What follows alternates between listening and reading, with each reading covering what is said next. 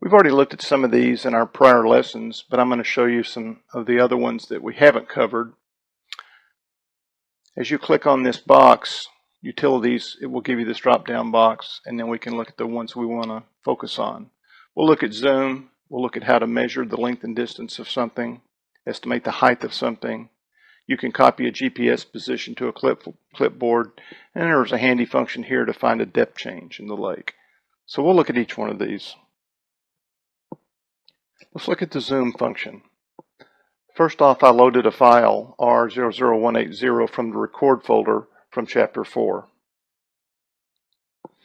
I moved down to 429 in recording, and I went to the side only image, and I selected the green color. And the reason I did that is to make it easier for you to see when I select the area for zoom what that's going to look like, because it puts a blue outline.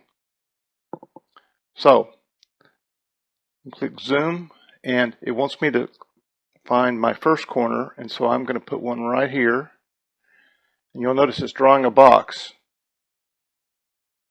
So I'm going down to right here, and I'm clicking that area, and that gives me this zoom area.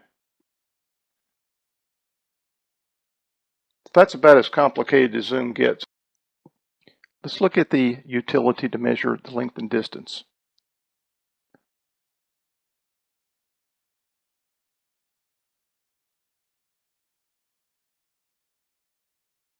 Now, first thing, it will not work in the down image view. It will work in the 2D traditional sonar or the side image view. So if I want to see the distance between this tree and that tree, they're 39 feet apart. If I want to see the distance from the top of this to the top of that, that's 16 feet. So the top of my railroad trestle is 16 feet.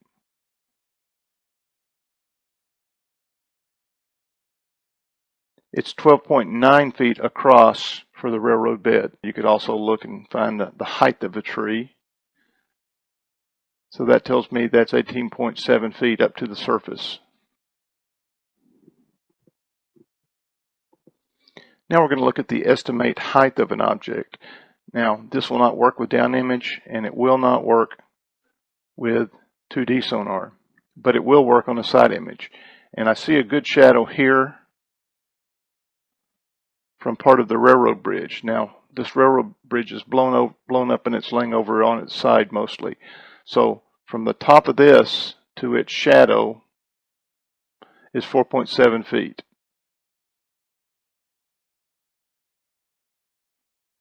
I can do something else. I can say, okay, show me the top of this tree here and the end of its shadow. And I can estimate the height of that tree as 6.3 feet because it's shadow, based on where the boat is at the time. Next, let's copy a position to the clipboard. Then we're going to put that in Google Earth and see what we get. So I'm going to come over here, and let's see if it works in these other views. No, it's not working there. It is working here. But I'm going to go over here to the side image view, and I'm going to pick the very top of that railroad bridge. Now I pressed to copy the position to the clipboard. Next, we're going to go over to Google Earth. I'm going to come up here and paste that value in, then do search.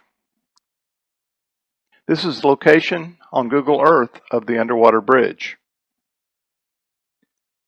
Next, we want to look at the utility to find depth changes. HumViewer has a nice feature that will allow you to quickly scan through your recording and go to a depth change.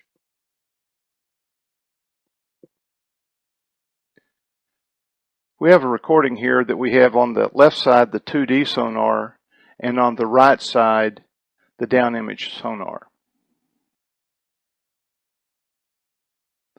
Now, when I select Utilities, Find Depth Changes, it's saying here I want to find a depth change of 5 feet, and it's going to show me a range of 25 feet.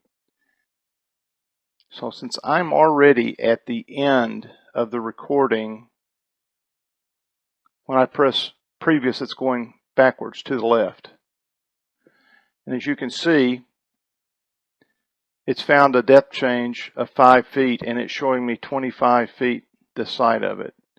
And if I hit to the right, it's showing me the next depth change of 5 feet, and it's showing me a range of 25 feet here. If I change that down to 10 feet, when I hit previous, this area will be much narrower. As you can see, it's 10 feet instead of 25 feet. And when you get to the end where it cannot find another depth change to meet those requirements, you'll get gradient not found. And if I go back,